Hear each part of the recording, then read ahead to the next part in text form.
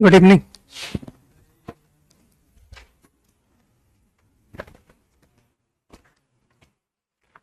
Sixteen to 20, any doubt? Up to 20।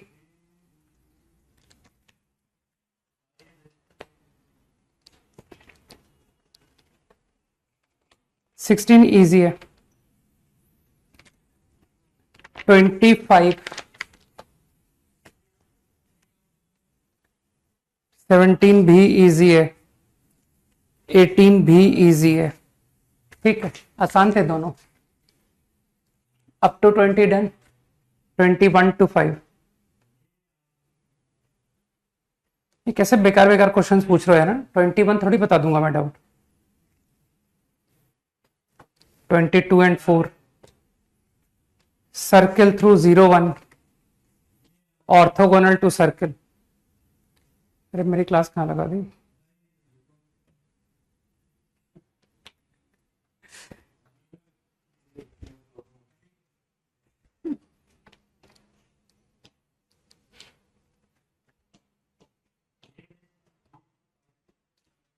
Orthogonal to circle, this and this.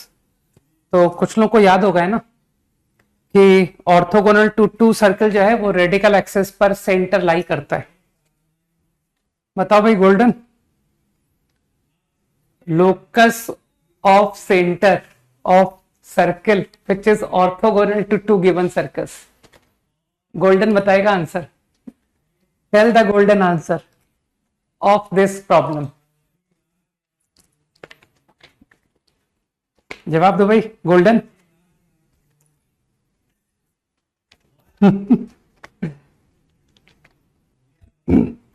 तो मेरे ख्याल से रेडिकल एक्सिस,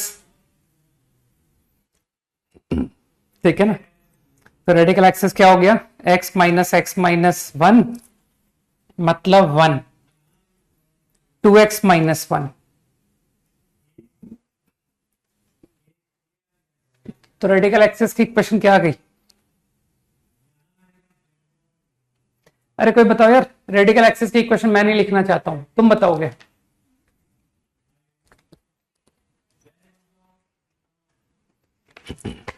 तो कुछ लोग समझ रहे मैं क्या करने वाला हूं, क्योंकि तुम रेडिकल एक्सिस की इक्वेशन ले आओगे। x इक्वल टू -7 आती है, गुड। तो x इक्वल टू -7 आ गया, तो मानते हो जो सेंटर है वो कुछ -7 कॉमा लैम्डा मान सकते हो। ठीक कि सर सर्किल का सेंटर -7 कॉमा लैम्डा। अब तुम इस बात को भी जानते हो ना कि ये 1 सर्किल है, 0 0 रेडियस 1। ठीक, अब मानते हो सर्किल ऑर्थोगोनल। अभी अभी तुमने मुझे इसके सेंटर के बारे में बताया, ठीक है, कि सर ये सेंटर -7 कॉमा लैम्डा है। तो अब तुम रेडियस में इंटरेस्टेड हो, तो ये ऑर्थोगोनल का मतलब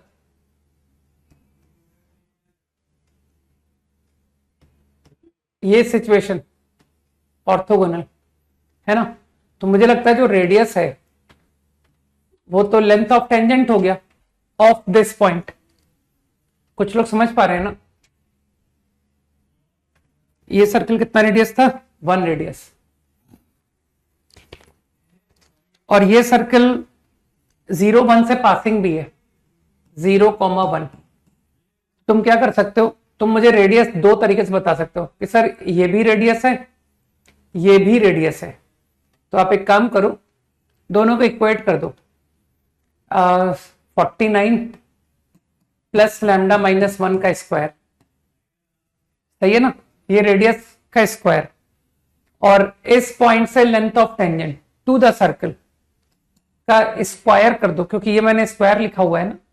तो -7 कॉमा लैम्डा, -7 कॉमा लैम्डा से स्क्वायर कितना आएगा? 49 प्लस लैम्डा स्क्वायर -1। मान तो यहां से लैम्डा ऑब्टेन हो जाएगा। इजी। कुछ समझ में मैंने क्या किया? मैंने ये दोनों लेंथ को इक्वेट कर दिया।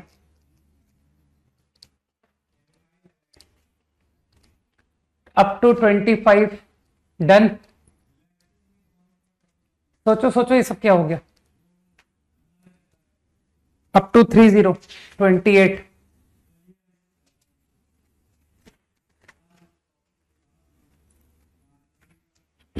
27th प्रॉब्लम तुम अभी छोड़ सकते हो, है ना। 27th प्रॉब्लम में अगर हम पैराबोला को यूज करेंगे तो सॉल्यूशन एफिशिएंट आएगा।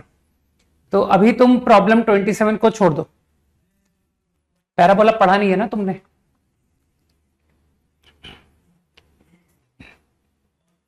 "24 locus of image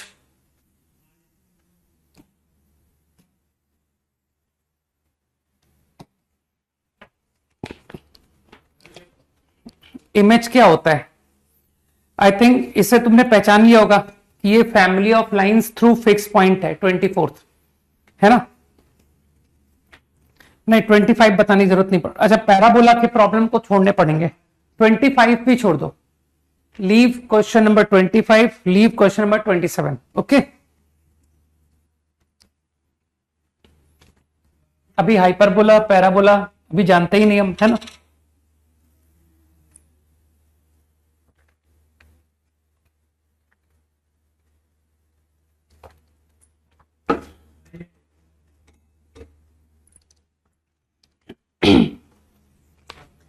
तो वो फिक्स पॉइंट क्या आता है 1,2। ओके 1,2। तो 1,2 से लाइंस ड्रॉ हो रहा है ना, कि there exist infinite lines through 1,2। Now 2,3 का इमेज लेना है किससे? In the line. तो फैमिली ऑफ लाइन से तुमको इमेज लेनी है। मान लो this is the point 2,3। Now don't you think कि इमेज का क्या मतलब होता है? इमेज का मतलब होता है कि आप जिस भी लाइन से इमेज लोगे वो लाइन परपेंडिकुलर बाइसेक्टर हो जाएगा। सही बात। अब परपेंडिकुलर बाइसेक्टर से तुम मीनिंग समझते होगे कि सर जो परपेंडिकुलर बाइसेक्टर होता है उस पर आप कोई भी पॉइंट लो is going to be equidistant, है ना। तो ये मेरा HK है क्योंकि मुझे लोकस निकालना है। तो तुम एग्री करोगे इस बात को कि सर ये डिस्टेंस और ये डिस्टेंस इक्वल, सही है। तो क्या तुमको लगता नहीं कि सर वेयरएवर यू टेक आप इस पॉइंट की इमेज अबाउट दिस लाइन निकाल दो इमेज, तो फिर से वही बात कि जो इमेज आएगा ये डिस्टेंस और ये डिस्टेंस भी इक्वल होगा। मेरे ख्याल से बात समझ गए। This is the perpendicular bisector. तो ऑलवेज आई फाइंड कि जो HK है वो इस तरह से मूव कर रहा है कि उसका distance from 1,2 is constant equal to this distance. तो मानते हो locus is a circle with centre 1,2 and radius ये जो भी लेंथ है, ये जो डिस्टेंस है 2,3 और 1,2 का जो भी डिस्टेंस है दैट इज रेडियस। हाँ 29, question number 29।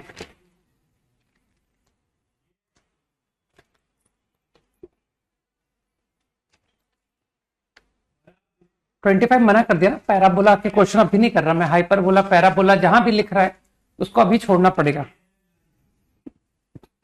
28 and 29।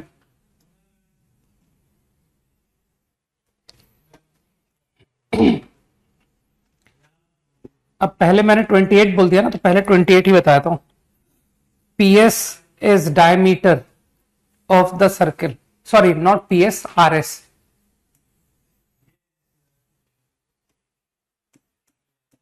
Origin centre radius 1, S is the point. हो सकता तुमने किया ही ना हो इस क्वेश्चन को। P is a variable point on the circle, ठीक। बाकी ये जितने भी क्वेश्चंस आ चुके हैं ये दोबारा नहीं आएंगे, तो इसलिए तुम अगर रट के जाओगे इन क्वेश्चंस को तो तुमसे कुछ होने वाला नहीं है, ठीक है। Okay P is a variable point, RS is the diameter, और RS के बारे में कुछ इंफॉर्मेशन तो है ही नहीं। अच्छा S है ना, ये रहा RS -1, इसे तो तुम थीटा मान लेते ना, some theta point cos theta comma sine theta.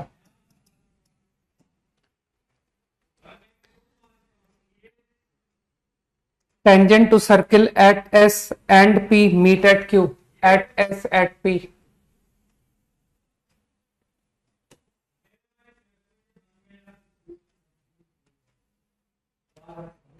Geometry से भी कर सकते हो, at S at P meet at Q। Normal to circle at P, normal तो सेंटर से पास करती है,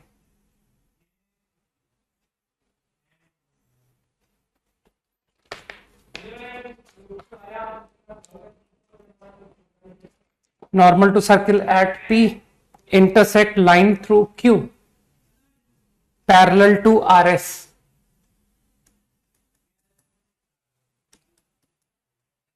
ये थीटा है, तो मुझे लगता है कि क्यू कोऑर्डिनेट को ज्योमेट्री से कर देता हूं, एंगल बाइसेक्ट हो गया theta by 2, x coordinate is 1, y coordinate is by geometry this is 1, तो from right triangle this is tan theta by 2। कुछ लोग समझ पा रहे हैं कि सर तो अपने राइट ट्राइंगल से ही बता दिया, tan थीटा बाई 2। तो ये जो इंटरसेक्शन पॉइंट है, कुछ लोग समझ पा रहे हैं कि ये सर इंटरसेक्शन पॉइंट का वाई कोऑर्डिनेट तो सेम होगा, tan theta by 2। X coordinate तुम बता दोगे, क्योंकि ये जो लाइन है ये y equal to tan theta into x line है, तो y equal to tan theta into x, तो x coordinate is tan theta by 2 upon tan theta. बस अब मुझे लगता है अब मुझे प्रॉब्लम छोड़ देना चाहिए। लोकस ऑफ E, इस पॉइंट का लोकस H के, एलिमिनेट थीटा, है ना, इतनी अकल तुम में है कि तुम एलिमिनेट कर लोगे। ठीक, मुझे लगता है कुछ ज्यादा इजी क्वेश्चन है। 28 5 seconds quickly.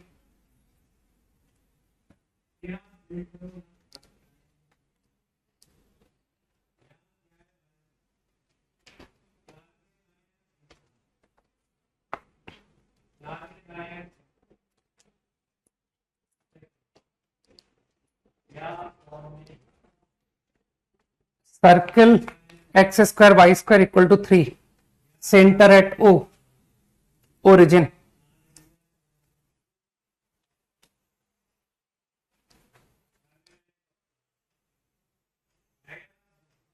√3 radius intersects the parabola. इसमें सॉल्विंग तो कर ही सकते हो एट P, तो P पॉइंट निकाल लो और क्या।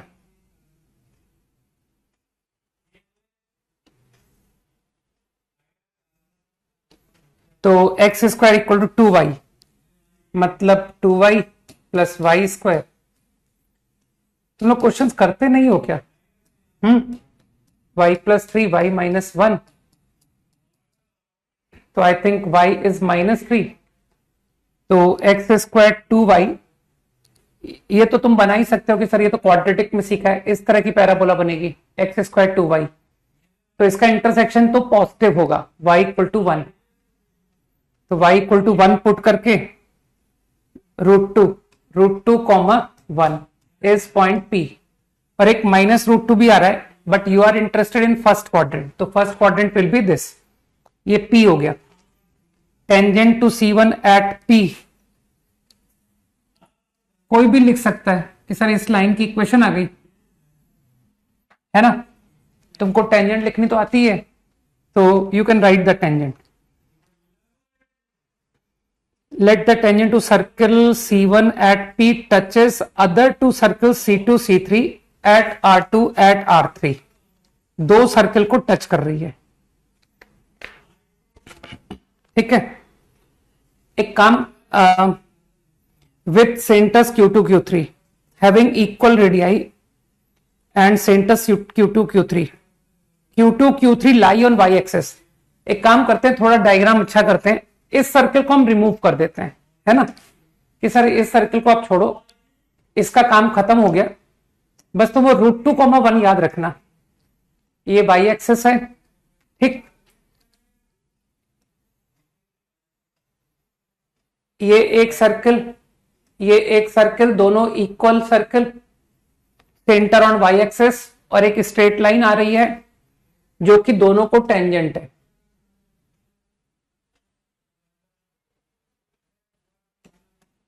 और इस लाइन की तुम इक्वेशन निकाल चुके हो, वो √2,1 पर जो टेंजेंट आई थी ना, ये वो इक्वेशन है।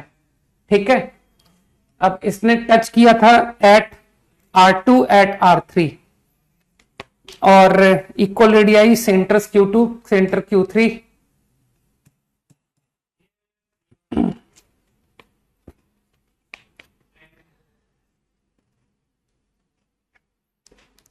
Eight R2 at R3 R2 R3 ना, दोनों ही सर्किल का रेडियाई इक्वल है 2√3। तो तुमको लगता नहीं कि सर कुछ 0, लैम्डा सेंटर और रेडियस 2√3, मुझे लगता है इस लाइन की इक्वेशन है। नहीं, मैं डायरेक्ट खत्म कर रहा हूं। Use perpendicular from centre equal to radius, इससे ऑटोमेटिकली लैम्डा निकल आएगा and you will get 2 values, जिससे एक वैल्यू ये हो जाएगी और एक वैल्यू ये हो जाएगी। मुझे लगता है तुम्हारी मैंने काफी मदद कर दी, इतनी मदद बहुत है ना कि सर अब मत बताइए इसके आगे। ये लाइन की इक्वेशन है मेरे पास, मैं परपेंडिकुलर सेंटर से डालूंगा, इक्वल टू 2√3 करूंगा। ऐसा करने से मुझे लैम्डा के दो आंसर मिलने चाहिए, एक लैम्डा Q2 देगा, एक लैम्डा Q3 देगा। Got it? और मुझे लगता है Q2 Q3 निकल आया, तो उसके बाद प्रॉब्लम में कुछ दम है नहीं। अब तुमसे कुछ भी पूछे कि R2 R3 निकालो, तो तुमको तो पता है कि कैसे लेंथ ऑफ टेंजेंट निकालते हैं, तुमको सब पता है। ठीक है, तो तुम R2 R3 को फाइंड मत करने चले जाना, क्या ना, हम कंस्ट्रक्शन से कर लेंगे। Got it? Discussion over.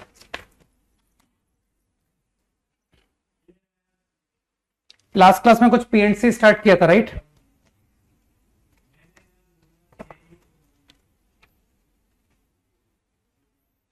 नहीं, 19 बताने लायक नहीं है। ठीक,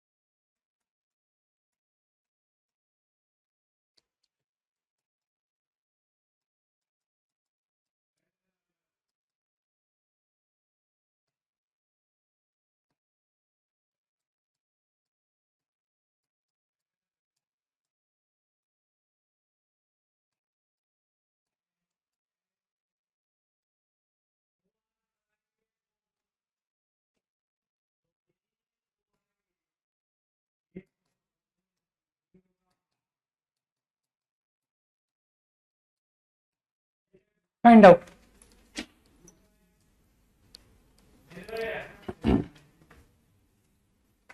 नहीं भाई, मीनिंगफुल नहीं, बस वर्ड बनाओ।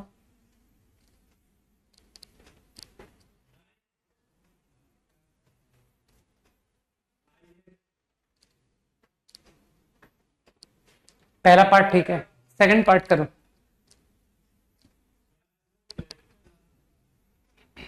आई थिंक फर्स्ट पार्ट सभी ने कर दिया ना, कि sir 5 letter word using these, तो मुझे लगता है पहला पार्ट तो सभी का हो जाना चाहिए कि I have to fill 5 places,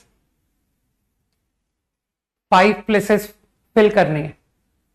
तो मानते हो fundamental principle, I am going to fill first place, तो how many possibilities you have to fill first place? There are 5 ways. ठीक, अब जो भी लेटर फिल हो गया, मानते हो that letter can not be in second place, तो now I am going to fill second place. तो for second place I got 4 choices, for third place 3 choices, 2 choices, 1 choice, and I think you understand and, है ना, fill first place and fill second place and third place and fourth and fifth. So your answer is 5 factorial, जिसको तुम calculate कर लेना, this will be 120. Second part करो करो, solve करो।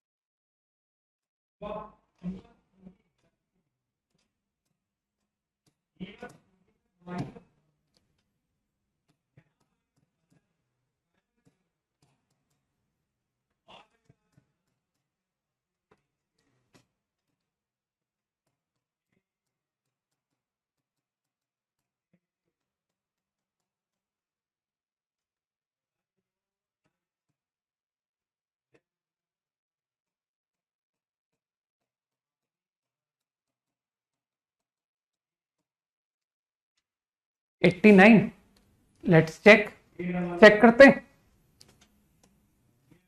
Okay, तो dictionary as arranged in dictionary का तुम मतलब तो समझ ही रहो कि किस तरह से डिक्शनरी में वर्ड फॉर्म किए जाते हैं।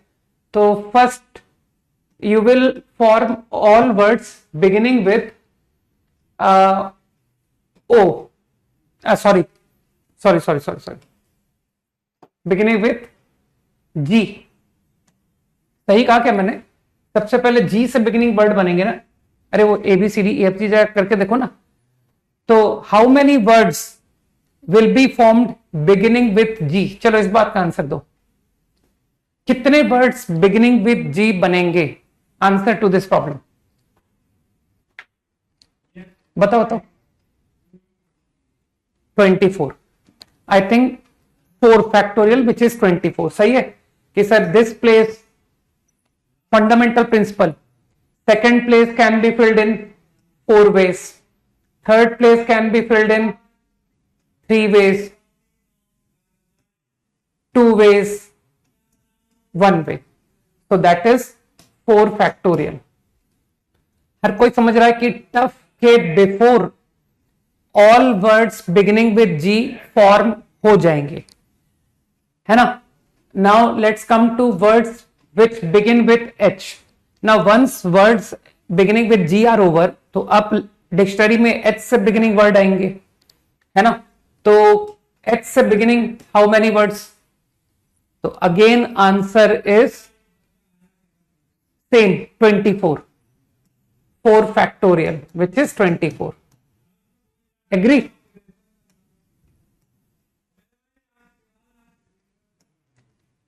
अब मेरे ओपिनियन में वर्ड्स बिगिनिंग विथ ओ, सही कह रहा हूं ना मैं? तो मुझे लगता है वर्ड्स बिगिनिंग विद ओ भी सारे फॉर्म हो जाएंगे बिफोर टफ, तो दैट ऑल्सो इज 4 फैक्टोरियल. तो total 72 words are over, 72 words बन चुके हैं before tough. Now coming to, मानते हो अब बिगिनिंग विद टी, अब टी से बिगिन होगा वर्ड. तो क्या अब तुम सोच पा रहे हो कि all words beginning with T नहीं बनेंगे? टफ उनमें किसी बीच की पोजीशन पर आ जाएगा. सही है. तो चलो एकदम एकदम सिस्टमैटिकली चलते हैं कि सर जैसे डिक्शनरी में करते हैं वैसी बात करते हैं. टीजी, मानते हो टीजी से स्टार्टेड सारे वर्ड बनेंगे?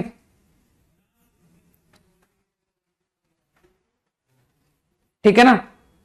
Word whose first letter is T, second letter is G, के सारे वर्ड बन जाएंगे. How many? बिल्कुल सही कह रहे हो, 3 factorial. 3 ways, 2 ways, 1 way, 3 factorial. All words containing T G. अब मुझे लगता है टीएच भी कंप्लीट फॉर्म हो जाएगा कि सर टीएच से बिगिनिंग सारे बन जाएंगे. This also is 3 factorial. Now, अब मेरे ख्याल से टीओ, सही कह रहा हूं मैं? अब टीओ, मानते हो टीओ को लेकर के सारे वर्ड मत बनाना. हाँ बाजू में, ठीक है. तो टीओ, तो अब तुम फिर सोच पा रहे हो ना कि सर टीओ में फिर आगे मूव करते हैं. टीओ जी, तो सोच पा रहे हो ना टीओ जी को कंटेनिंग ऑल वर्ड्स फॉर्म हो जाएंगे बिफोर टफ.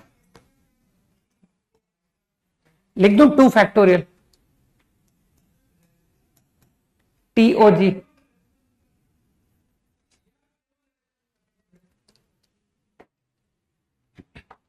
अब तुम सोच पा रहे हो कि सर नेक्स्ट टीओएच, टीओएच को लेकर के भी सारे वर्ड बन जाएंगे 2 फैक्टोरियल. ठीक. नाउ कम्स टीओ, अब कौन आएगा? U, T O U. मानते हो सर अब टफ बन जाएगा?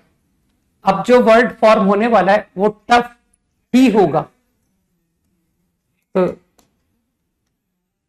तो ये कौन सी प्लेस पर आया है ना? Which place? तो गिनो, 24 इंटू 3 72, 78, 84, 86, 88, मानते हो 89th place. Your answer is 89. Easy.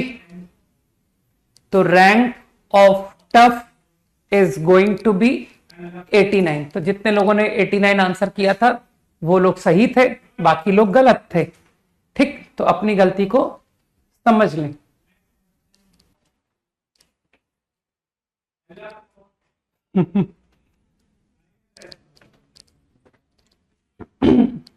Question को शायद तुमने ठीक से नहीं पढ़ा होगा ना. वाई डिस्टिंक्ट लेटर, तुम क्वेश्चन का मीनिंग नहीं समझ पाते हो.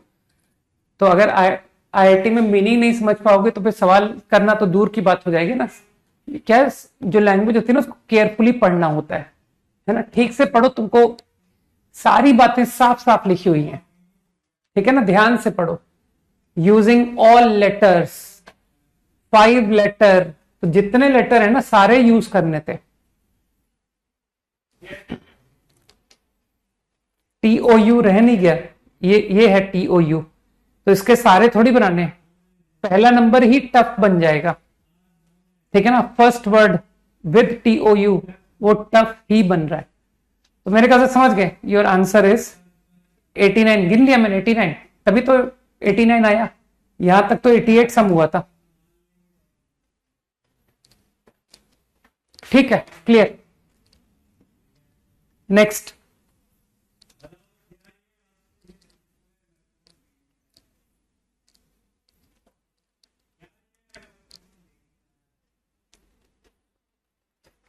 find the number of, find the number of words.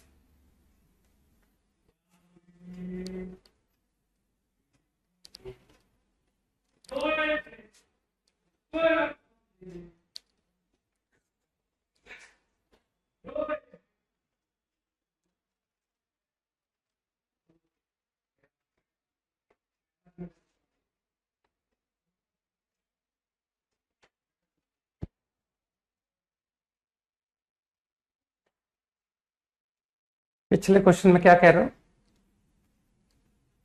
वो भी find the number of, find the number of यार, इतनी तो समझ रखो।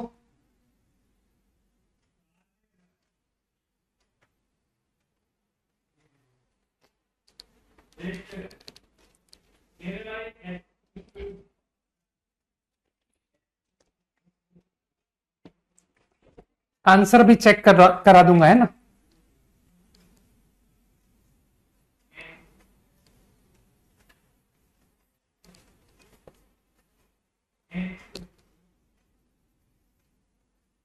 आई थिंक दिशिका ने पहला पार्ट सही बताया था ना, दीर्षा ऑल्सो।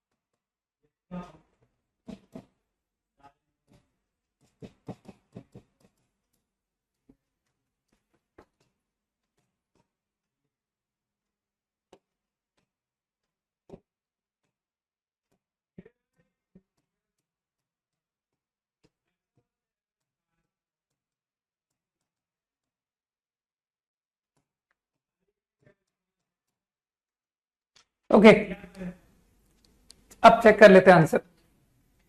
अब बात को थोड़ा ध्यान से रखना, सुनना। जो कंस्ट्रेंट होता है ना, मैं उस कंस्ट्रेंट को सेटिस्फाई करने में बिलीव करता हूं। तो कंस्ट्रेंट इज कि आपको जो 7 लेटर वर्ड बनाना है, 3, 6, 7। तो पार्ट 1 सेज, ठीक है, ठीक आर्यन एंड राहुल, कि vowel must occupy odd position. Odd position समझ रहे हो, 1, 3, 5, 7। एंड वॉवल्स कौन से, vowels are A, I, E। ठीक, अब धीरे धीरे करके थोड़ा कीवर्ड्स को समझना सीखना है ना। I have to fill AIE in 1, 3, 5, 7। मैं इस कंडीशन को पहले सेटिस्फाई करने जा रहा हूं। अब सोचो लिमिटेड कौन है, किसके रिस्पेक्ट में सोचूं, और प्लेस के रिस्पेक्ट में सोचूं या वॉवल के रिस्पेक्ट में सोचूं। तो जो लिमिटेड है उसकी डायरेक्शन में सोचो। And limited is what, limited vowel है। ठीक, क्योंकि अगर तुम कहते हो कि सर चलो फर्स्ट प्लेस को फिल करते हैं, तो I am not sure first place में वॉवल आएगा नहीं आएगा, कोई गारंटी नहीं, क्योंकि वॉवल तो 3 ही है ना। तो हो सकता है ये जो 4 ऑड प्लेस हैं उसमें फर्स्ट जो प्लेस है 1, उसमें कोई वॉवल आए ही ना, और हो सकता है आए। तो इस वजह से मैं क्या कह रहा हूं कि हमेशा जब फंडामेंटल प्रिंसिपल आप सोचते हो तो लिमिटेड ऑब्जेक्ट के डायरेक्शन में सोचा करो। तो मेरे हिसाब से वॉवल्स आर लिमिटेड, तो मैं प्रॉब्लम को कैसे टैकल कर रहा हूं, मैं कह रहा हूं चलो ए को फिल करते हैं, लेट्स फिल ए। बताओ ए को फिल करने के how many choice, I want to fill A, answer करो मेरी प्रॉब्लम का, how many choice to fill A, number of ways to fill A, नहीं बताओगे? 4। इसमें किसी को ऑब्जेक्शन नहीं होना चाहिए कि सर आप ए को पहले क्यों फिल कर रहे हो, वाई नॉट आई? अरे क्या फर्क पड़ता है, तुमने किसको पहले फिल किया था, क्या फर्क पड़ता है? वर्ड में वो मैटर थोड़ी करेगा कि पहले मैंने ए फिल किया था, मैं तो बस यही देखूंगा ना कि वर्ड में ए कहां पर है, in which place A is there, right? तो I filled A and now I am going to fill I 3 ways and I am going to fill E 2 ways। बिल्कुल सही, मानते हो मेरा कंस्टेंट ओवर हो गया, योर कंस्टेंट इज सेटिस्फाइड। आपने कहा था वॉवेल ऑड प्लेस में आना चाहिए और उसे मैंने सेटिस्फाई कर लिया। अब मैं रिमेनिंग की बात करूं तो रिमेनिंग का मतलब है you are left with 4 places, you are left with 4 letters. सोचो अब तुम 4 लेटर्स के साथ बचे हो और 4 प्लेसेस, तो क्या अब मैं ब्लाइंडली फिल कर दूं कि sir 4 remaining letters which are consonants and 4 remaining places जिसमें एक ऑड प्लेस होगी और बाकी की इवन प्लेस, तो क्या मैं डायरेक्ट 4 फैक्टोरियल लिख दूं, चलेगा? कि सर 4 इंटू 3 इंटू 2 इंटू 1 ही तो लिखोगे आप? अरे बुद्धि लगाओ यार, 4 इंटू 3 इंटू 2 इंटू 1 है ना। तो this is the answer to your first part which is 576। Now answer to second part. अब तो सभी लोग बता दोगे सेकेंड पार्ट, सेकेंड पार्ट का आंसर।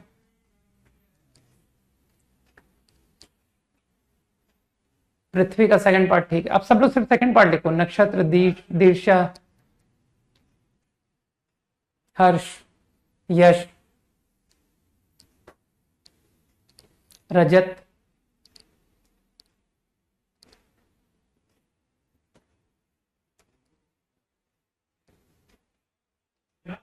मृदुल, युग, नीलेश, सरफराज,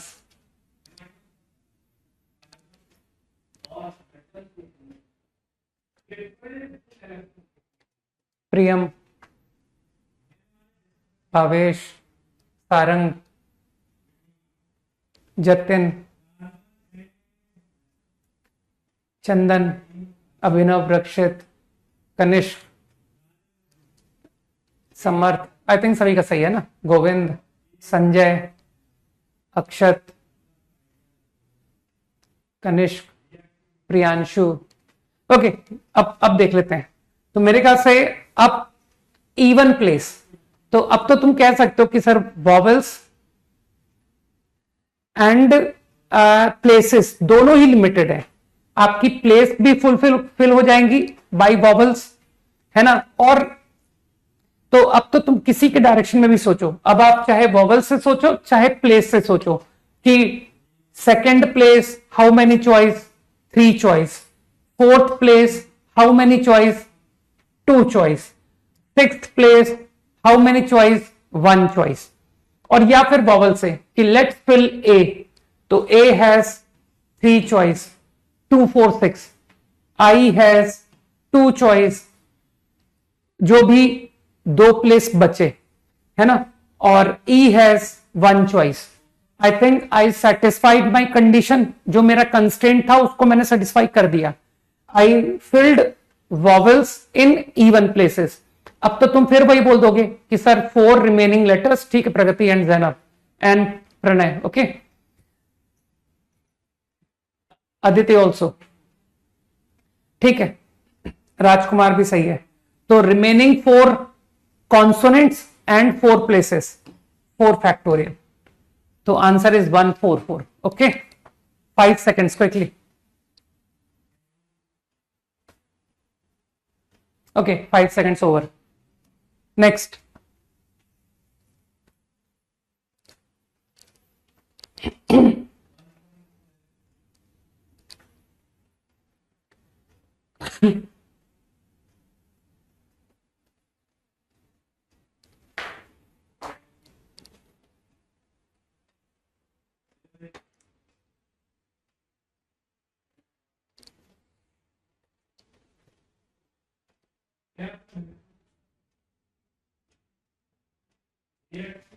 क्या 7 लेटर वर्ड नहीं कहा? तो पिछले क्वेश्चन में क्या लिखा था? तो यार तुम लोग क्वेश्चन का मतलब नहीं समझ पाते हो। ये क्या लिखा हुआ था? हाँ, वहां क्या लिखा हुआ था? चलो अगला करो।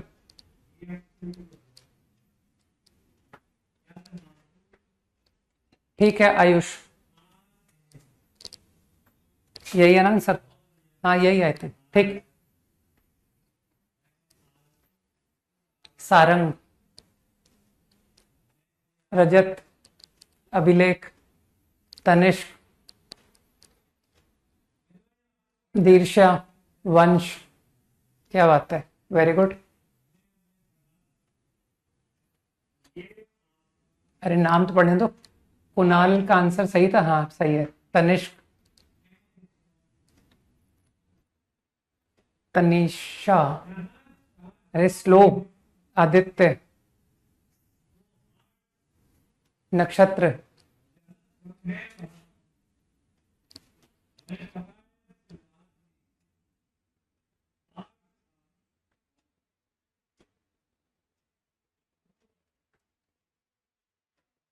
यश। यश आंसर लिखो यार,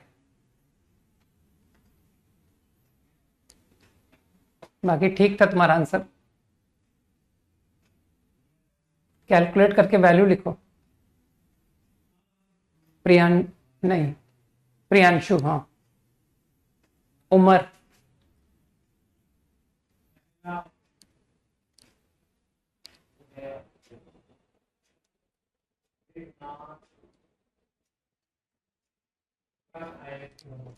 यश करेक्ट।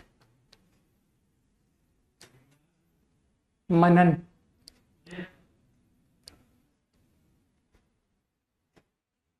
पार्थ, अप्रतिम, ठीक है, Samarth, Rupam. Okay, I think sufficient time given. तुमको लगता नहीं कि सर फिर से आप उसी आइडिया से कीजिए ना कि पहले यशराज एंड अभिनव, बस, ठीक है, शिवांश। अब मैं नहीं कॉल कर रहा हूं, ठीक है, भौमिक। ओके, तो I am going to first satisfy my constraint. और मेरा कंस्ट्रेंट क्या है? तुमको जो 4 लेटर वर्ड बनाना है, 4 प्लेसेस फिल करनी है, क्या मैं जी को ऑक्यूपाई करूं? ठीक है दिशेगा,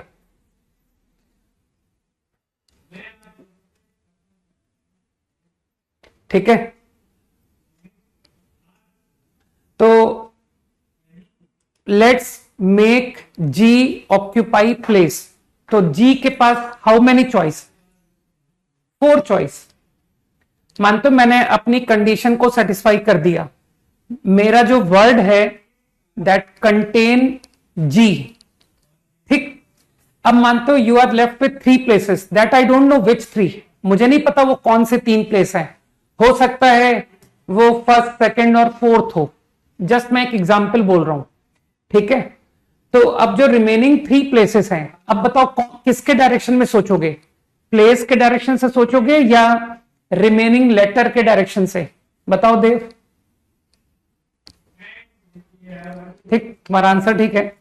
किसके डायरेक्शन से सोचूंगा? To fill remaining places. Letter से सोचूंगा या प्लेस से? प्लेस से। कारण सबको पता है, क्योंकि sir places are limited. I am sure कि वो जो आपकी 3 प्लेस बची है ना, वो सारी ऑक्यूपाई हो जाएगी।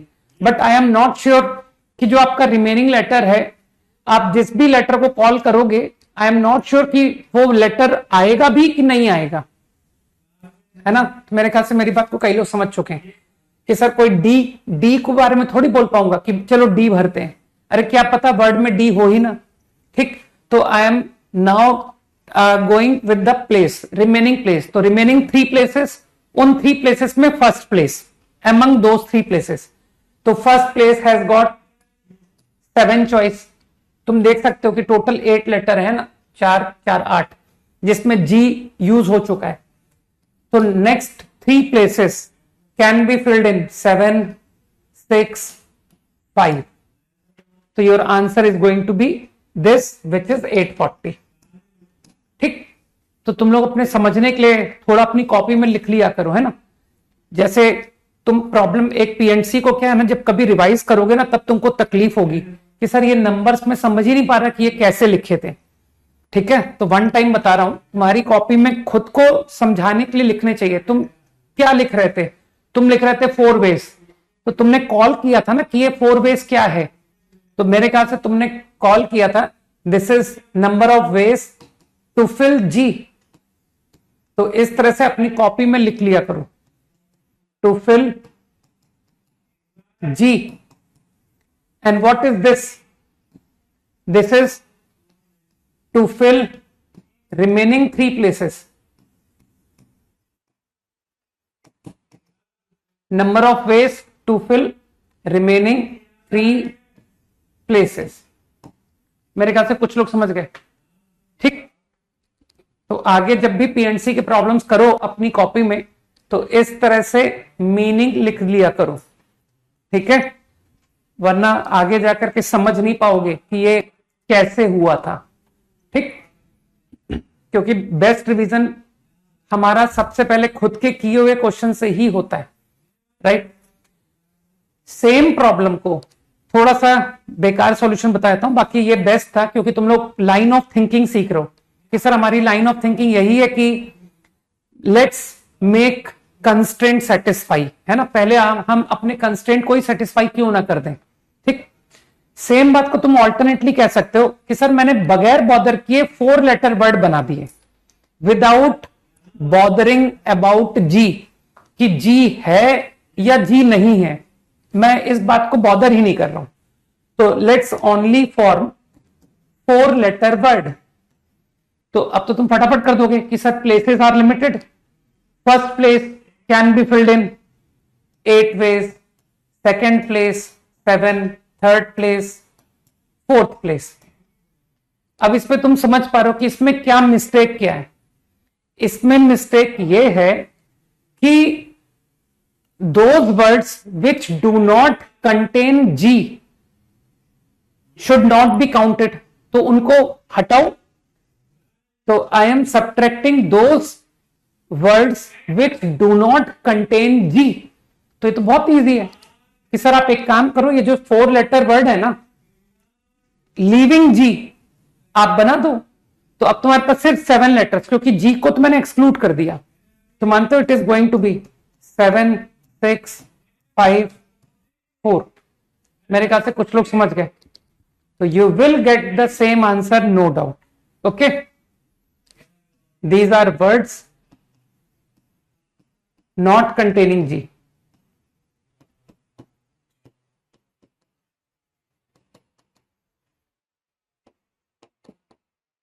and these are all 4 letter words।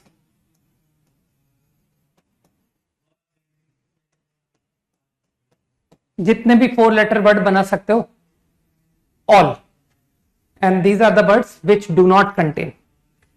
5 seconds quickly।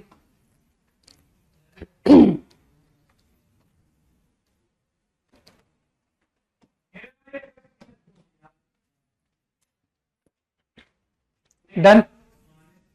अरे बहुत इजी चैप्टर है, डेली लाइफ में यूज होने वाला चैप्टर है ना, रोज ही लोग परमुटेशन कॉम्बिनेशन लगाते हैं, ठीक है।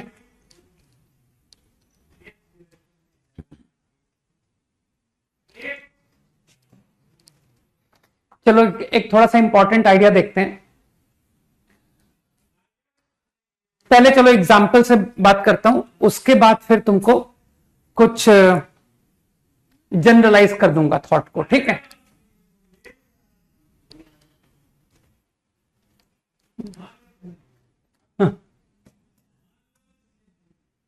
Let us express 100 factorial into prime factors. इसको प्राइम फैक्टर में लिखते हैं। तुमको पता होगा ना कि प्राइम फैक्टर में लिखना छोटी क्लास में सिखाया जाता है।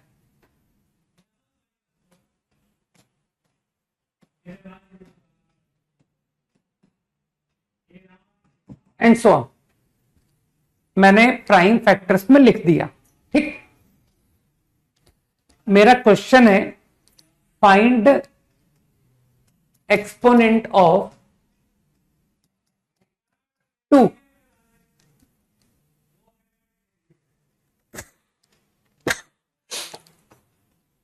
एक्सपोनेंट ऑफ 2 फाइंड करना है, ठीक है। अब थोड़ा सा तुमको और टर्म्स बता देता हूं मैं, ठीक है। कुछ छोटी छोटी बातें सीख लो। Greatest integer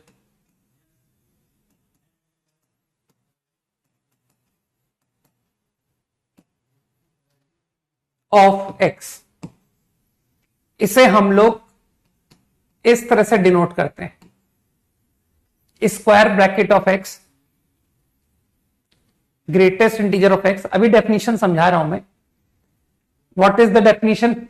definition is greatest integer which is less और इक्वल टू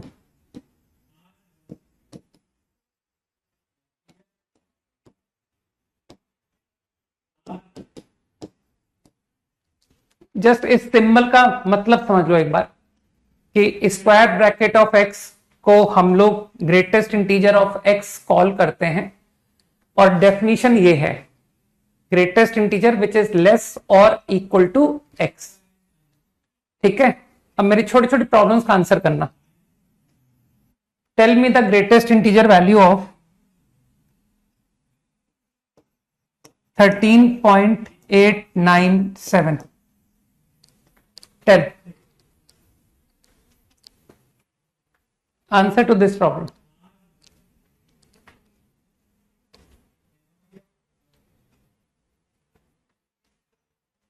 मेरे ख्याल से बहुत कॉमन सेंस है ना, greatest integer which is less और इक्वल टू, तो योर आंसर इज सबसे बड़ा इंटीजर जो इस नंबर से या तो छोटा हो या इक्वल हो। Answer is 30। इजी, एकदम कॉमन सेंस वाली बात। चलो बताना, greatest integer of 127, what is this equal to? Greatest integer of 127,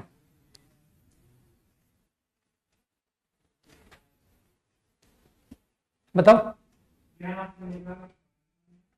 बिल्कुल ठीक,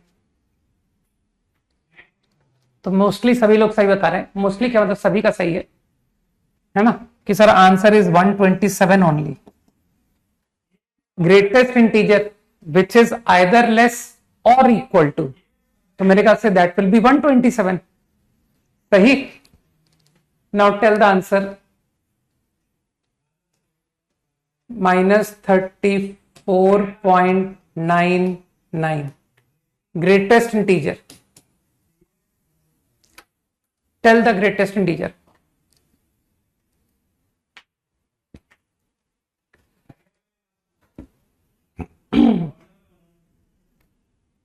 ठीक, तो I think your answer is correct. सभी लोग सही बोल रहे हो। Answer is -35। इजी, नंबर से लेस या नंबर से इक्वल। तो नंबर के इक्वल तो इंटीजर होगा नहीं, तो नंबर से लेस, लेकिन सबसे बड़ा इंटीजर, तो that is -35। Easy, biggest integer among numbers which are less, answer -35। Easy, definition समझ पाए, है ना। तो अभी let me first tell you the formula, फिर मैं तुमको एक्सप्लेन करूंगा कि ये जो भी मैं तुमको आंसर लिखने जा रहा हूं वो क्यों, वो आंसर कैसे हुआ। ठीक, तो एक बार मुझे एक्सप्रेशन लिखने दो पहले, है ना, then I will explain you. 100 factorial, your answer to this problem is going to B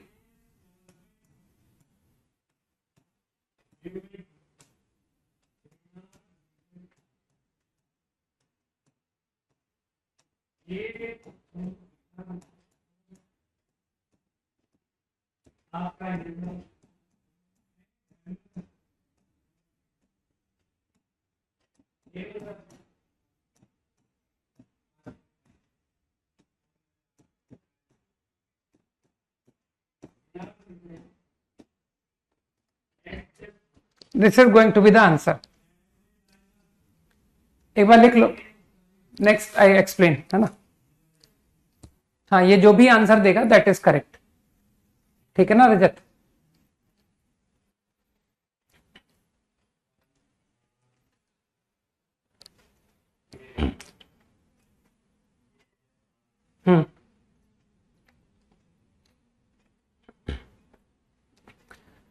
okay, अब थोड़ा लॉजिक समझने की कोशिश करना। मैंने ये क्या काउंट किया, है ना, अभी अभी बात को समझते हैं। मानते हो 100 फैक्टोरियल क्या होता है? 100 factorial is 1 into 2 into 3 4 up to 100, है ना।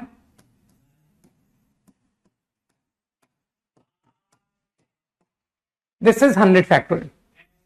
अब मैं क्या कर रहा हूं, हर एक नंबर जितना 2 का पावर कंट्रीब्यूट कर रहा है ना, वो काउंट करना है। तुम यही चाहते हो ना कि sir this contribute 1 power, this contribute 2 power, 6 contribute 1 power, 8 contribute 3 power, सबकी पावर ऐड करनी है, यही चाहते हो ना तुम।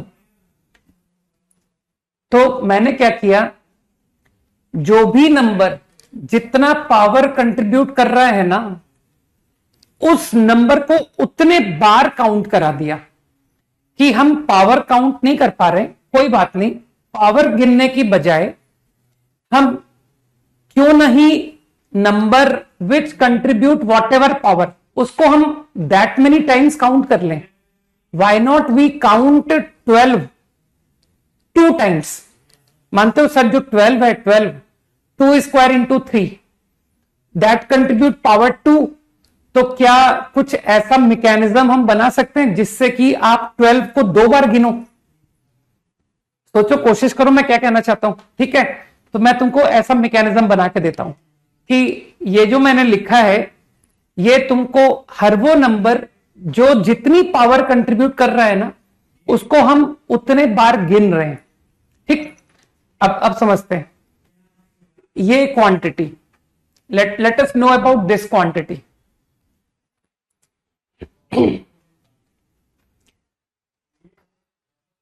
एक सेकंड, कॉल करना पड़ेगा।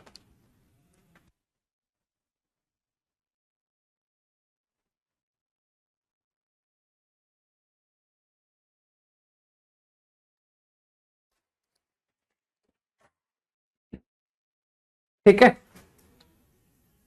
चलो नेक्स्ट स्लाइड पे बात करते हैं। 100/2 GIF, ये क्या है? 1 2 3 4 100। This represent number of multiples of 2।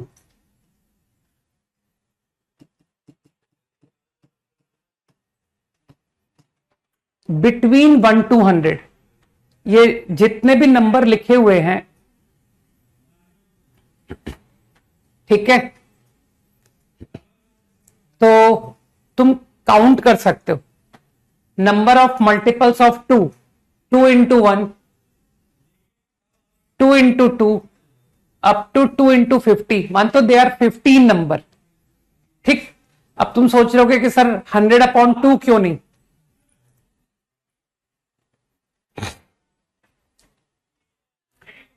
थोड़ी देर के लिए इमेजिन करो कि अगर ये 101 फैक्टोरियल होता, इमेजिन करो, सही है? तो मैं तुमको लिखवाता 101/2 GIF।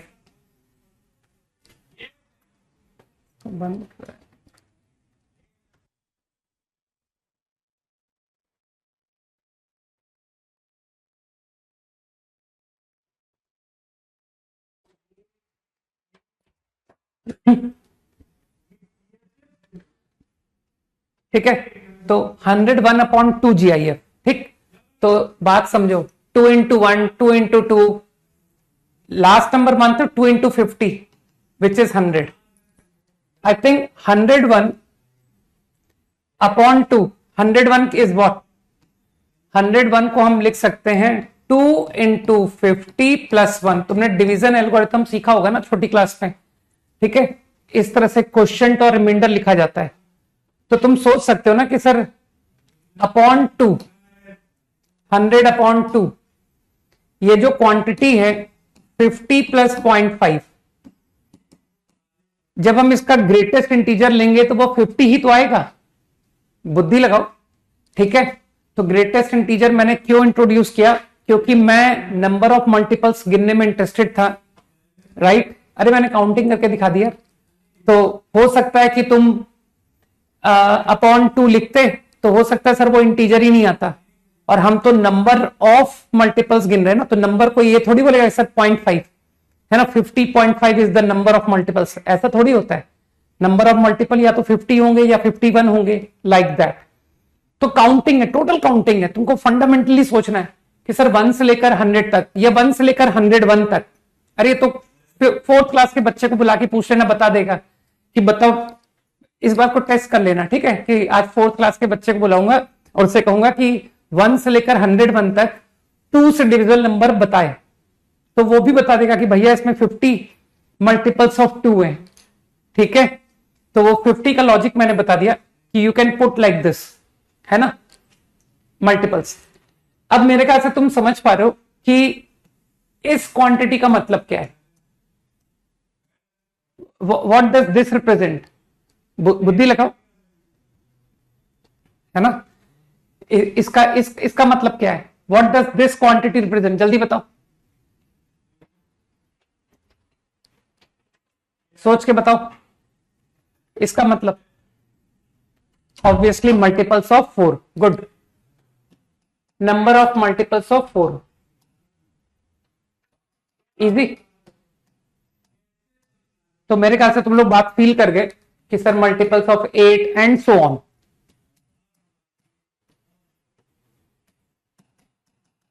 ठीक, तो मैंने क्या लिखा? मैंने जो भी आंसर लिखा, जैसा मैंने तुमसे कहा था कि मैं क्या करने जा रहा हूं, मैं एक ही नंबर को नंबर ऑफ टाइम्स गिनूंगा। कितने नंबर ऑफ टाइम्स? वो जितनी पावर कंट्रीब्यूट करेगा, तो ऑटोमेटिकली तुमको 2 की पावर मिल जाएगी। ठीक, तो इस बात को चलो वेरीफाई करते हैं कि सर आपका ये 1 से लेकर 100 आपने लिखा है ना, इसमें बीच में एक नंबर फॉर्म हुआ है कॉल्ड से फॉर एग्जांपल 96। चलो हम बात करते हैं 96 की, अब देखते हैं कि सही पढ़ाया गया है तुमको या गलत पढ़ा दिया गया है ना। कि सर आप इस 96 को जरा मुझे बताइए कि 96 जो है कितनी पावर कंट्रीब्यूट करेगा, बताओ। सोचो सोचो, हाउ मेनी पावर 96 कंट्रीब्यूट, बताओ। I think 5। अरे 32 इंटू 3 ही तो हुआ ना ये।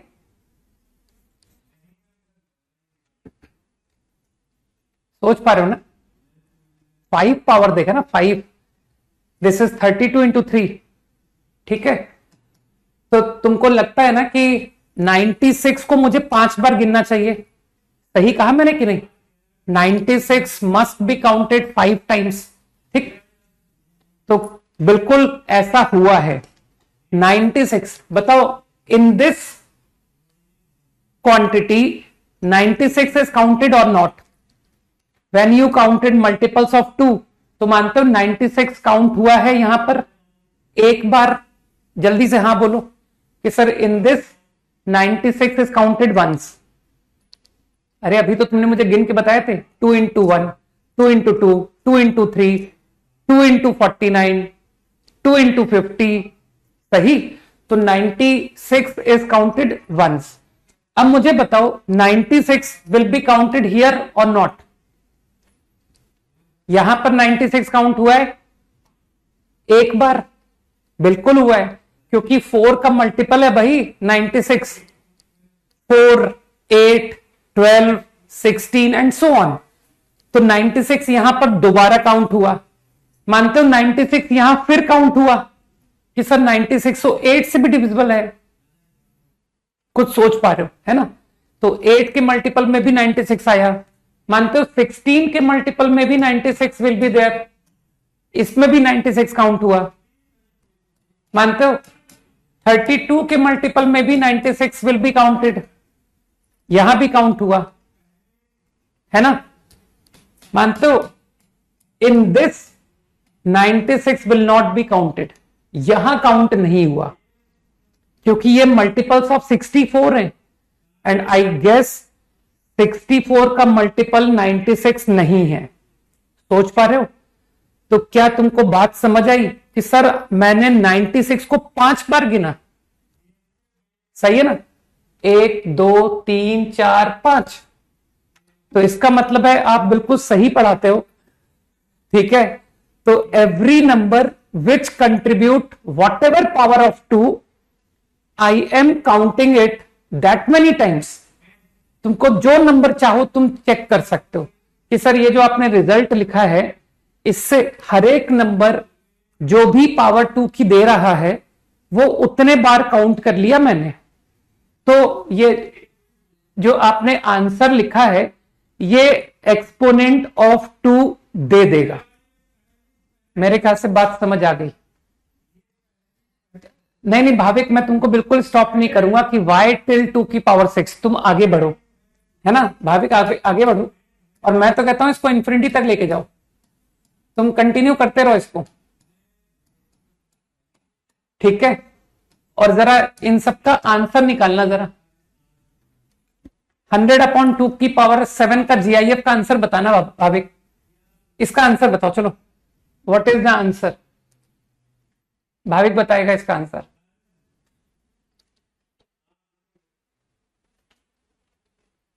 अरे भाविक साइलेंट क्यों हो? तुम्हारे आंसर का वेट कर रहा हूं। बाकी लोगों के आंसर मुझे नहीं चाहिए, बाकी लोगों ने तो सबने आंसर लिख दिया है।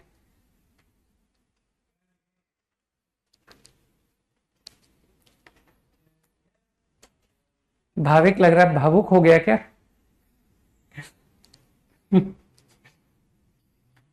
नहीं बताओगे यार? पूरी क्लास ने बता दिया। I am waiting for your reply only.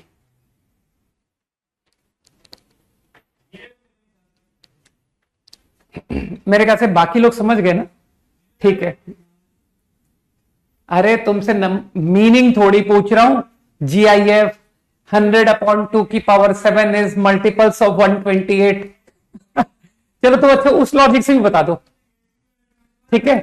चलो यार आज लोगों को मैथमेटिकल मतलब मिलेगा कि सर GIF का आज हमको एक नया आइडिया मिल रहा है। लोग कैलकुलेशन से करते थे, हम आज लोगों को यूजिंग परमुटेशन कॉम्बिनेशन वैल्यू निकालना सिखा रहे हैं। देखो भाविक ने सिखाया है सबको, ठीक है। तो भाविक कह रहा है कि ये जो वैल्यू है ना, ये वैल्यू 1 से लेकर 100 में, ठीक है, 1 से लेकर 100 तक नंबर ऑफ मल्टीपल्स ऑफ 128 है, ठीक, अकॉर्डिंग टू भाविक। तो भाविक इज एब्सोल्युटली राइट। अब भाविक इसका आंसर तो बता दो यार, number of multiples of 128 between 1 to 100, इसकी वैल्यू तो बता दो। तो देखो तुम लोगों को कितनी इंपॉर्टेंट बात सिखा दी गई उसने, है ना, कि आज से तुम लोग कैलकुलेशन करने की बजाय ये नंबर का तुम लोग लॉजिक से जाओगे। ठीक है, कि कोई मल्टीपल ऑफ 128 है ही नहीं, बिटवीन 1 to 100, 1 से लेकर 100 तक 128 का multiple there is none. Got it? तो योर आंसर इज 0। तो मुझे लगता है कि अभी सभी लोग समझ गए कि आगे के जीआईएफ मैंने क्यों नहीं लिखे थे, कारण सबको क्लियर है। ठीक, आइडिया क्लियर? तो this is going to be exponent. तो देख लो यार आंसर कितना आता है, इसकी वैल्यू कितनी आई, कैलकुलेट करके बता दो मुझे। 50, 25, 12, ग्रेटेस्ट इंटीजर निकालना आता है ना सबको? आगे की वैल्यू बता दो।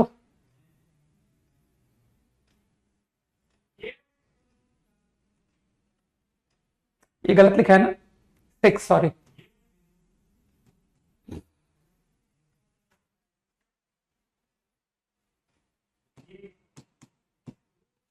This is the answer. कितना? 97। Okay, 97। Easy.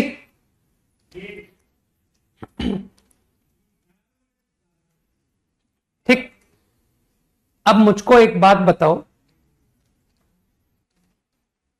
Now I am going to generalise this concept carefully, see carefully. Any n factorial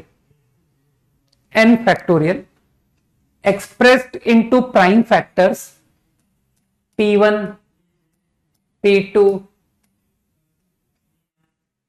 p3, है ना, बहुत छोटी क्लास में पढ़ाते हैं ना प्राइम फैक्टर्स में लिखना, एंड सो ऑन। अगर तुमसे कोई भी प्राइम नंबर का एक्सपोनेंट पूछता है, कोई कहता है फाइंड A4, A4 बताओ, एक्सपोनेंट ऑफ प्राइम नंबर। ठीक, ये P जो है they are prime numbers. Okay, तो तुमको लगता नहीं कि सर ये जो आपने कंसेप्ट अभी भी सिखाया है, ये कंसेप्ट किसी भी प्राइम नंबर पे लग जाएगा, नॉट ओनली 2, है ना, 3 में भी कंसेप्ट वर्क करेगा, 5 में भी करेगा, 7 में भी वर्क करेगा। तो what is going to be your answer? तो A4 is going to B, सोचो सोचो, A4 का आंसर क्या लिखवा दूं? n upon GIF।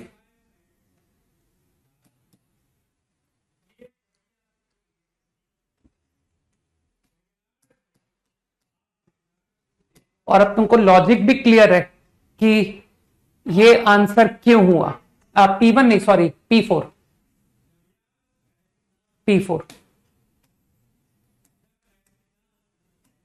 P4 prime number की तुमसे एक्सपोनेंट पूछी गई थी।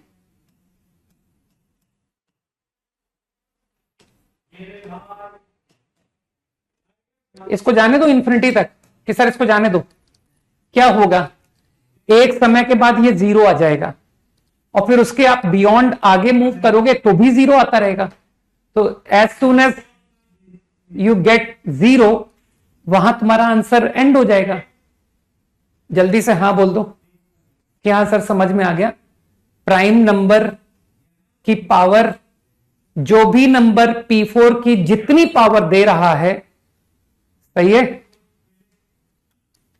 तो what ever number giving what ever power of P4, सही है, is counted that many times. Think,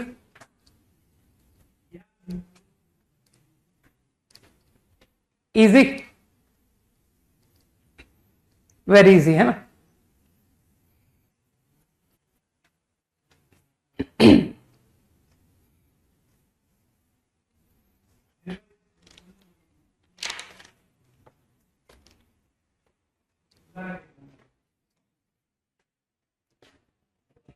चलो बताओ।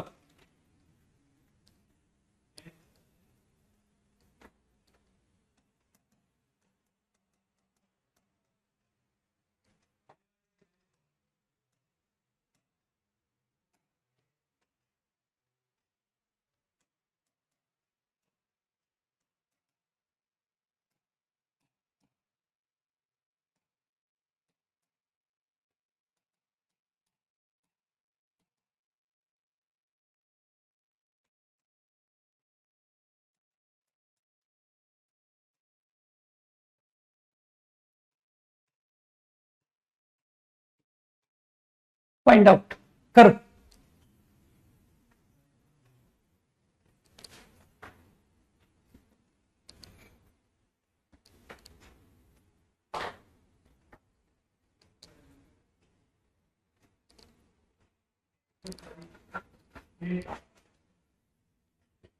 चलो इस सवाल के दो पार्ट करते हैं, ठीक है। वन पार्ट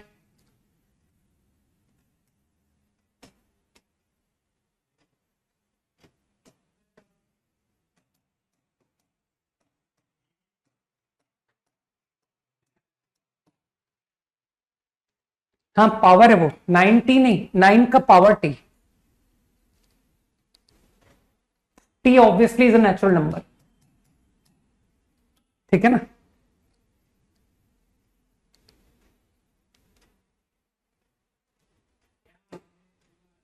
इतनी जल्दी नहीं यार। हाँ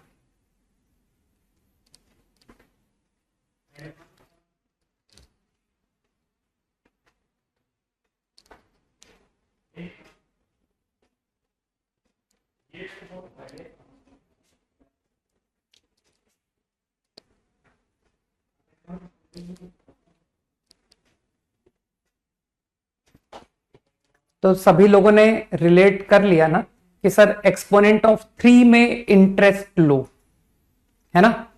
for part 1 let's bother for exponent of 3। तो एक्सपोनेंट ऑफ 3 के लिए तुम फट से फिर वही लॉजिक लगा दो।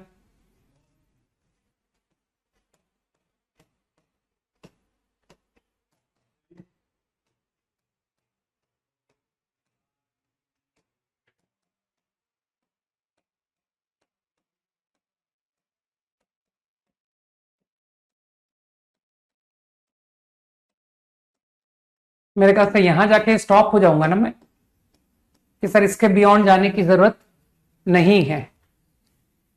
सब लोग समझ रहे हैं ना कि इसके आगे 0 आने लग जाएगा, है ना। कर लो, कैलकुलेट कर लो।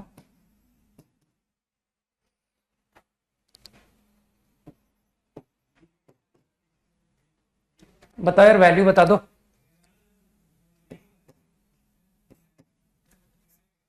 सही सही तो बता रहा हूं ना।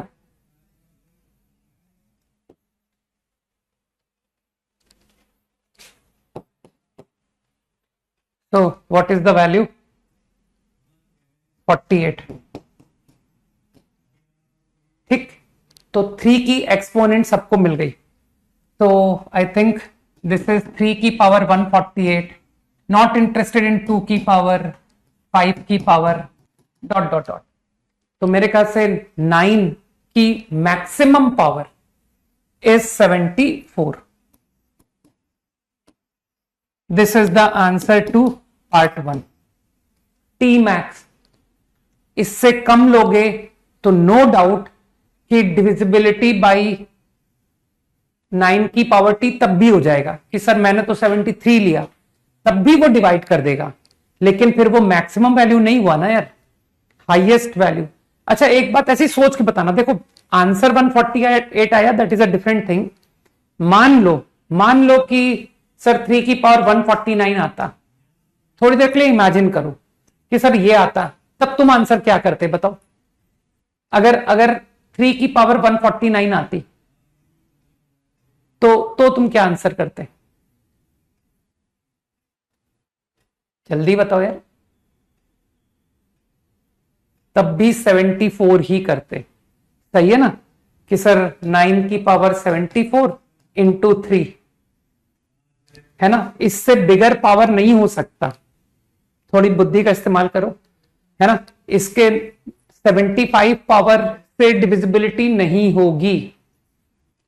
अरे एकदम छोटी क्लास वाली बात, मैंने कहा ना ये छोटा भाई का प्रॉब्लम है तुम्हारे, ठीक है, या पड़ोसी कि पड़ोस में कोई छोटा बच्चा, ये तुम्हारा सवाल है ही नहीं, बच्चों का सवाल था ये, नहीं। सेकंड पार्ट,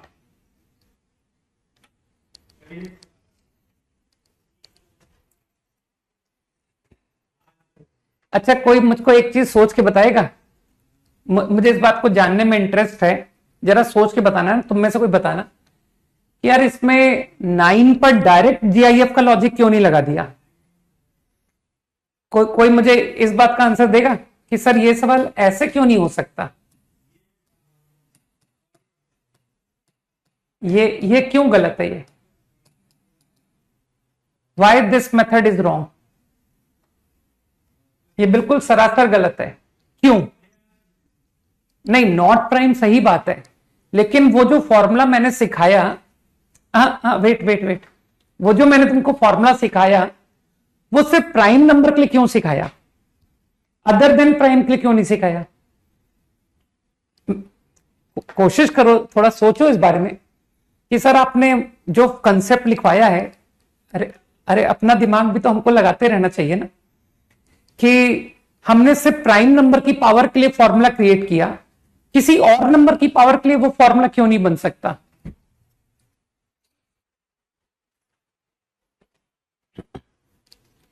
ठीक है ना? तो अगर तुम सोचोगे ना तो तुमको जवाब भी मिलेगा। एक्चुअली फॉर एग्जाम्पल 6 की पावर चाहिए तुमको, तो तुम जो लॉजिक लगा रहे हो, तुम क्या कर रहे हो, तुम सिर्फ मल्टीपल्स गिनते हो कि मुझको 9 की पावर चाहिए, तो तुम इस मेथड में क्या कर रहे हो, जीआईएफ मेथड में क्या कर रहे हो, तुम सिर्फ उन नंबर्स में इंटरेस्ट ले रहे हो जो 9 के मल्टीपल हैं, 9 का मल्टीपल, 9 स्क्वायर का मल्टीपल, 9 क्यूब का मल्टीपल। मेरी बात को समझने की कोशिश करो मैं क्या कहना चाहता हूं, ठीक है? तो ये जो भी हम फॉर्मूला बना के बैठे हैं उसमें we take interest in multiples of 9 square, लेकिन मैं क्या कह रहा हूं कि ये जो नंबर 6 है, 6 1 से लेकर 300 तक में 6 भी प्रेजेंट होगा, क्या तुमको लगता नहीं कि सब 9 की पावर बनने में इसका भी कंट्रीब्यूशन है? सोचो, जो 9 की पावर फॉर्म हो रही है, will this number not contribute anything? कर रहा है ना कंट्रीब्यूट? हाँ बोलो जो मैं पूछ रहा हूं, टाइम आउट होने वाला है, जल्दी बताओ मुझे। Will this number contribute in T और नॉट? करेगा, लेकिन मानते हो कि सर ये तो 9 का मल्टीपल नहीं है, ना ही ये 9 स्क्वायर का है, ना ही ये 9 क्यूब का है। तो मेरे ख्याल से तुमको अब लॉजिक समझ में आया कि वो जो हम फॉर्मूला लिख कर बैठे हैं उस फॉर्मूले को सिर्फ प्राइम नंबर के लिए क्यों रखा गया है। समझ गए ना कि सर उस फॉर्मूले को स्ट्रिक्टली फॉर प्राइम नंबर ही रहने दो, वो किसी और नेचुरल नंबर की पावर निकालने के काम नहीं आता। मेरे ख्याल से logic must be clear to all. जल्दी से हाँ बोल दो कि हाँ सर, हाँ क्लियर हो गया, गॉट इट, है ना? ठीक, हाँ समझ गए। अरे देखो, तुमको दो नंबर जो 9 के मल्टीपल नहीं है ना, उनसे भी 9 बनता हुआ दिखाता हूं, है ना? ये देखो, ये 2 नंबर है ना, ये 2 number, neither this nor this are multiples of 9, लेकिन देखो इससे 9 क्रिएट हुआ, 3 इंटू 2, 3 इंटू 2 स्क्वायर। तो कुछ लोग समझ गए कि सर इन दोनों की मदद से एक 9 क्रिएट हो गया, 9 इंटू 8, सही कहा ना मैंने? तो ये तो यार 9 की पावर बन गई, जबकि ये नंबर मेरे फॉर्मूले में तो काउंटिंग में ही नहीं थे। ठीक, ओके। अब मुझे लगता है कि दूसरा क्वेश्चन तो खत्म हो गया, सभी लोग सही आंसर कर रहे हैं, रक्षित है ना? तो सेकेंड पार्ट के लिए मानते हो 1 2 and 1 3 will club to form 6 की पावर में कंट्रीब्यूशन एक 2 और एक 3 क्लब होके 6 बनाएगा। ठीक है, क्या तुम सोच सकते हो कि सर 3 की पावर 2 की पावर से बहुत कम है? सोचो, अगर मैं प्राइम फैक्टर्स में लिखूंगा तो सोच पा रहे हो ना कि सर 2 की पावर 3 की पावर ये लिखे हुए, तो 3 की power is going to be much less than 2 की पावर। इतनी तो तुम बुद्धि लगा सकते हो कि सर हर दूसरा नंबर 2 की पावर देता है, हर तीसरा नंबर 3 की पावर देता है, तो 3 की पावर कम होगी ना। तो मानते हो जितनी भी 3 की पावर होगी वो 2 की पावर से क्लब होके 6 बना देगा। सही, तो मेरे ख्याल से answer exponent of 3। Very easy right. Second part 148. Easy.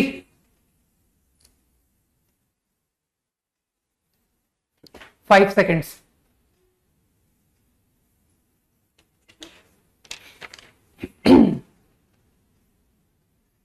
ठीक है, मेरे ख्याल से सबको समझ में आ गया है ना.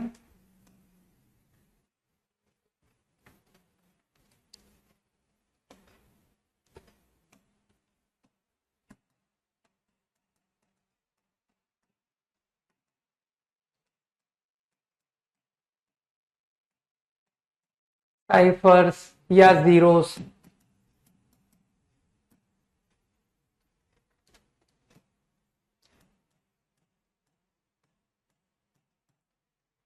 Very quick.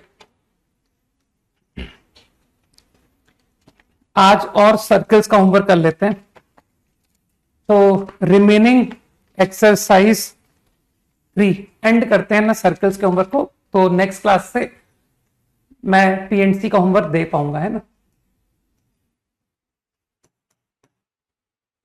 एक्सरसाइज कौन सी है ये?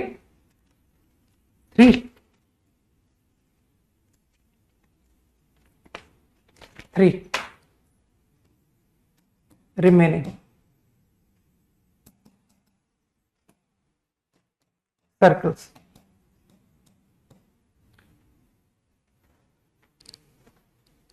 फट से आंसर करो. सही है. थैंक यू अभिलेख.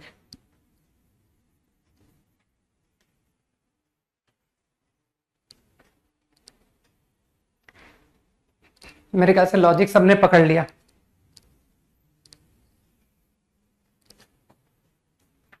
लॉजिक लॉजिक कोई बताएगा कि क्या काउंट करें इसमें?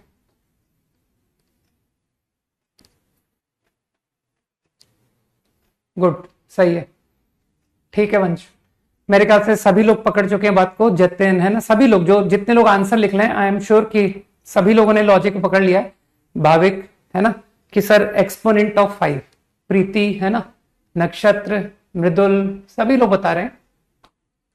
काजल है ना, यश, शिवान, ठीक है, भव्य, शिव, अब मैं नाम नहीं पढ़ पाऊंगा, रूपम एंड ऑल, है ना.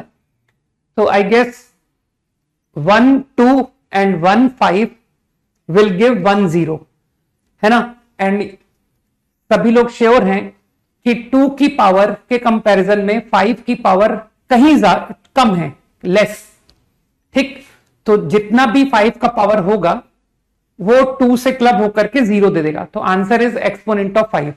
तो बस फटाफट कर दो कि सर बाई फॉर्मूला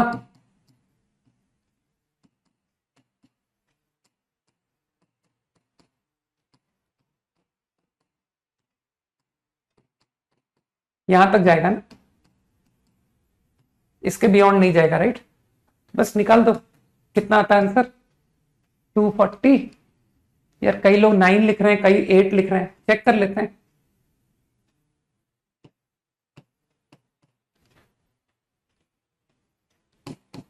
नाइन आ रहा है, 249. सही कहा ना मैंने? This is the answer. देख लो यार, सामने तुम्हारे कैलकुलेशन है. जीआईएफ तुम लोग निकाल लेते हो मेरे हिसाब से, है. ठीक है, तो होमवर्क बता दिया मैंने. ठीक है, चलो होमवर्क करके आना. Let's meet tomorrow. Okay, bye. जय हिंद.